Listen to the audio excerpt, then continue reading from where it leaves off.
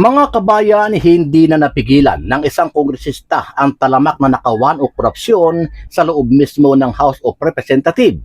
Sinabi ni Batangas 1st District Representative Leandro Legarda Libiste sa isang panayam ngayong araw na itinaas ng Kongreso ang sarili nitong internal na budget mula 17.20 bilyon tungo sa 27.70 bilyon nang walang paliwanag o walang debate.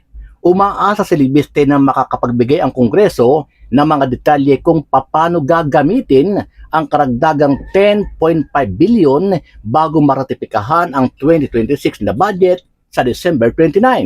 Ayon kay Libiste, hindi ko lamang kini-question ang naging resulta kundi ang proseso. Bakit walang ibinibigay na paliwanag sa pangangailangan ng pagtaas na ito? Bakit walang nagsasalita tungkol dito?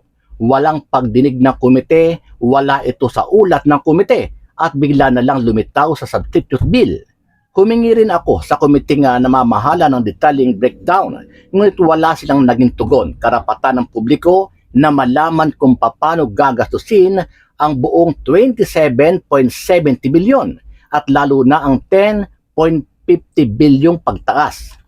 House of Representatives naman, sa General Appropriations Bill, ay itinaas ang sariling budget by 10.5 billion pesos, maging almost 28 billion pesos na walang debate o paliwanag para saan ang additional 10.5 billion pesos. At ang majority nito, mga 7.8 billion pesos ay napupunta sa MOOE na ang malaking bahagi ay hindi nililiquidate. At kung maaari ko pong ibahagi, may iilan na pong mga consultant ng House of Representatives na nakausap ko na nagsabi sa akin na sila po ay binabayaran ng cash sa supot. Ang iba nga po, cash sa backpack. May nagbiro, baka yung iba, cash sa maleta. Ibinunyag pa ni Libiste na may isang kawani ng House Committee on Appropriations na palihim na nagpakita sa kanya ng isang papel na nagdidetalye ng 151 milyong halaga na mga items sa budget na nagsasabing kung this is your incentive. Isang linggo bago ang botohan sa 2026 budget. Ibig sabihin ito mga kabayan, tinangkang suhulan itong si Congressman Libiste ng 151 milyong pisong halaga siguro para sa kanyang pananahimik sa kanyang ginagawang pagbubunyag.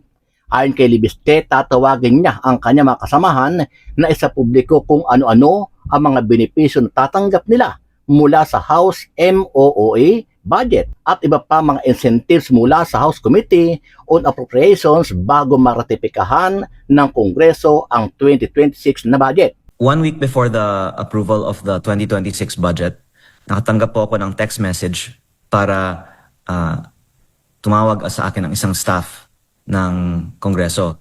Tapos sinabi niya magkita kami sa lounge, hindi niya sinasabi ano yung agenda, at nagpakita siya sa akin sa lounge ng isang papel na nakasulat ng 151 million pesos ng iba't ibang klaseng mga budget items. At ang sinabi niya sa akin ay, Kong, this is your incentive. Alam niyo, hindi na po tinatanong kung para saan ang incentive na to. Pero dahil ito ay 1 week before the budget, naisip ko, kaya pala ang ekspektasyon ay maaaprubahan ng budget na hindi didebate at hindi ka-questionin dahil may ibinibigay naman kasing mga incentive sa mga mambabatas. Ito po, panoorin natin ang naging pahayag ni Libiste at kayo na po ang bahalang humusga.